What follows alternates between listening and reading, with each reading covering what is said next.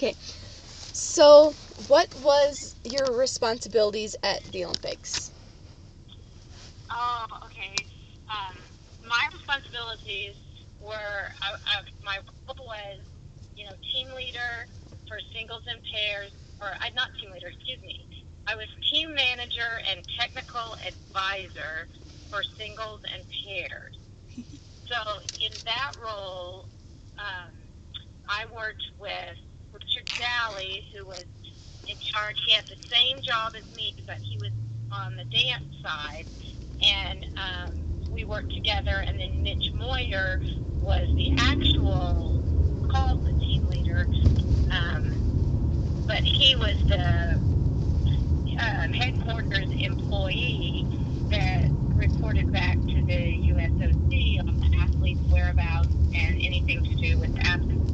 Then Richard and I did more of the hands-on, make sure they were at the right practices, make sure they got on the right bus, make sure they had everything they needed. I mean, we basically tried to take care of the athletes so they didn't have to worry about anything, and all they needed to do was go out and skate. We tried to make it, take all the stress away. Okay. So, That's a good description. yeah, it is. And then we also, if we watching practices, like we would ride the bus, we would be at the practices and watch their elements, and if they were doing something incorrectly, or if they didn't have enough rotations in a certain position to get the feature needed to raise it to the highest level, then we would, talk to the coach so they could work with the athlete to make sure they got, had everything, all their, I's dotted and T's crossed. So can I just add too? So Lorrie and Richard were the two team managers, and so Lorrie was with singles and pairs, like she said, and then Richard was with ice dance. But what's cool about them is that they have all this great experience as officials. Like they're actually judges, high level of judges. So that's why they're able to help the athletes at the practices and stuff like that, making sure that they're going to get all the points that they need. So what did it mean for Evan to get the gold medal without a quad jump? I think, okay, and the thing about Evan is he didn't make a big deal. He didn't whine about the fact that, don't say that. Don't say it. Sorry, excuse me. Okay, I'll make sure it gets out. Scratch that. Okay, Evan didn't, in his interviews, he did not discuss the fact that he'd been injured all year, and that was why he wasn't doing the quad. Everyone was focused on Evan can't do a quad. Well, Evan did a beautiful quad, but Evan didn't put it in because he had a foot that if he did too many, it bothered him, and then everything else would, he wouldn't be able to do any of it. So he had to train, just basically maintain what he could do and stay healthy. So for him, it meant everything. It meant that he sold his program, or performed his programs, I guess, at the highest level, and skated clean. He wanted to skate a performance without any mistakes. And that made it possible because he skated so well. Okay. So since you mentioned that you have that part of your job is to help the athletes and just take away their distractions, and so what kind of distractions do they have at the Olympics? Well,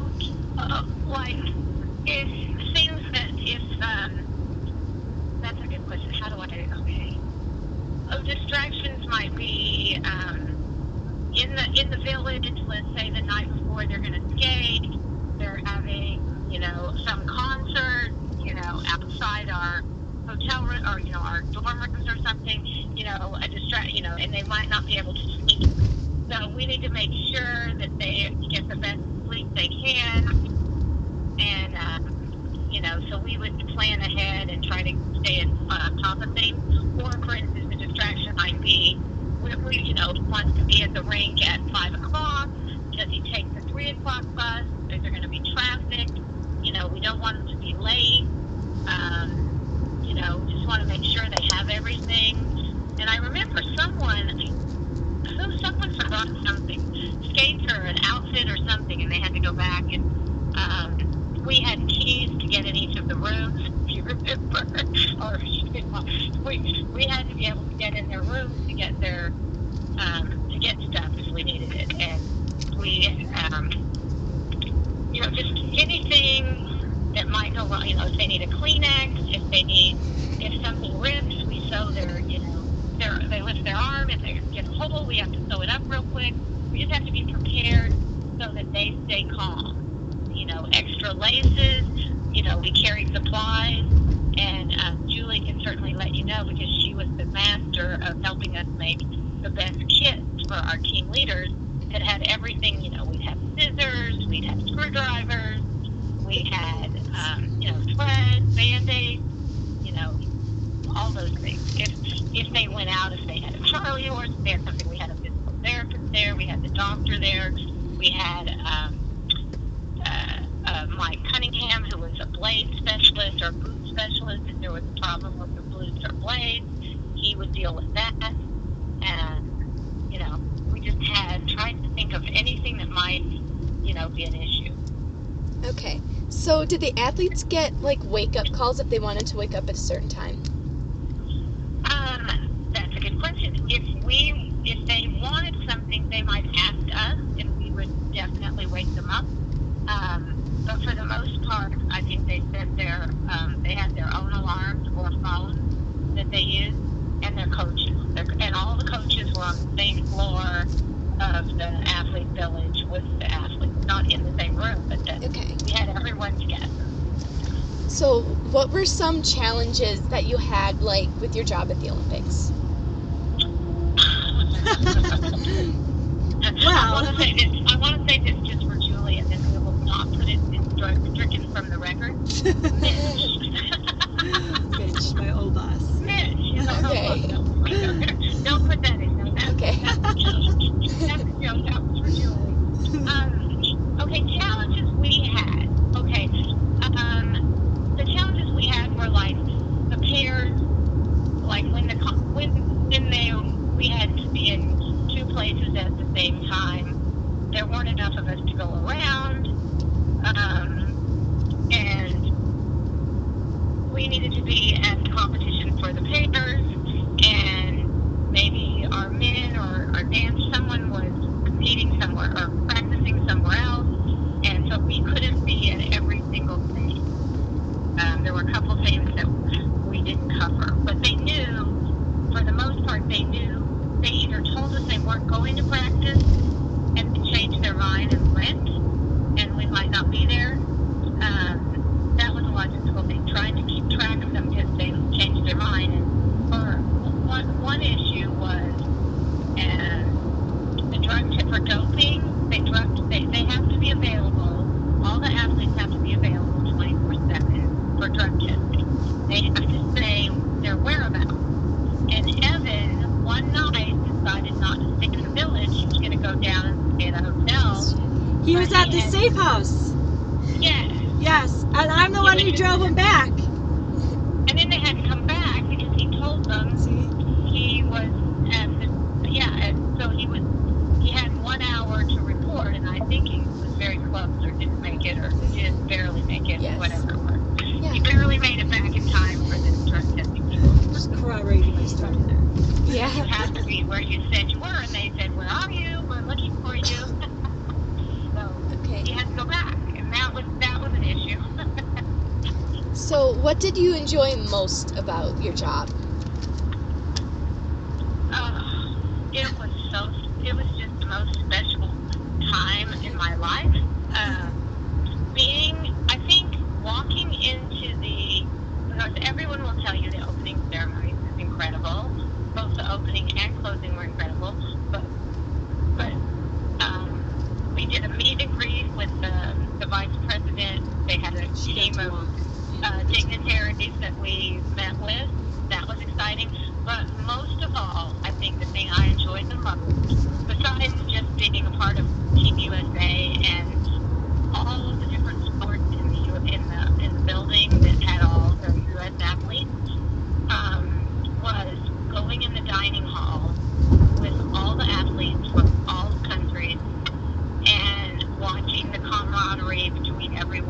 and that was the most special to me. I think watching everyone and being a part of that.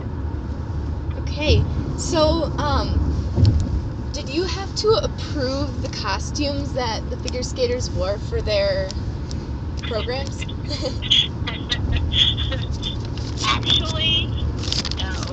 well, we Kind of. as the team leader, it's their choice what they wear. We can make recommendations, but it's up to them what they wear. Okay.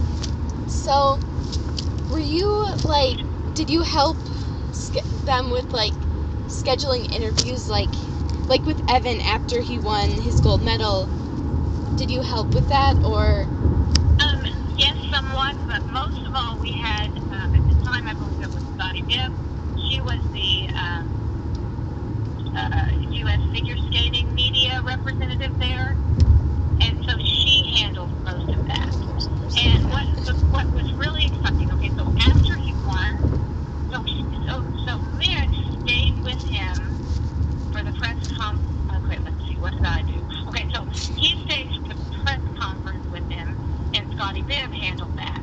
Those two stayed, and then he had to do the drug testing before he could leave to go to the USA House for his celebration.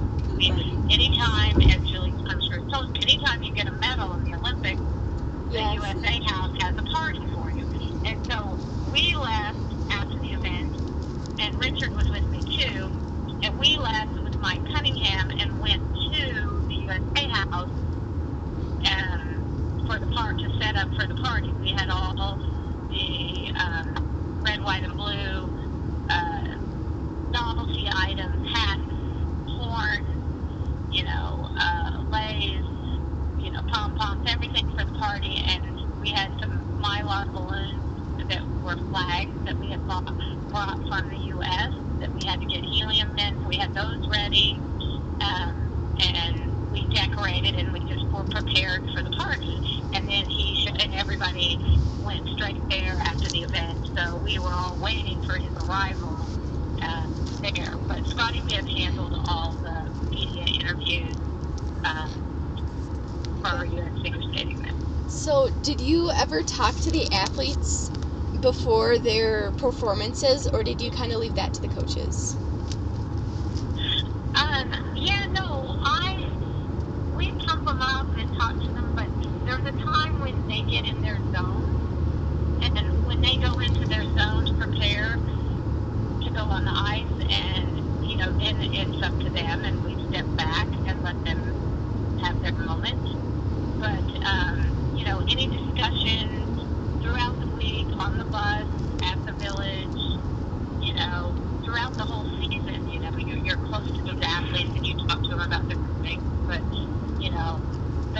pretty much it's just the last minute is a mental keeping it together. And I always step back and let the coach, I might say, do it, or have a great one, enjoy the moment, get stupid, whatever, something fun. But for the most part, I smile and let the coach say their last words to the athletes before they go out.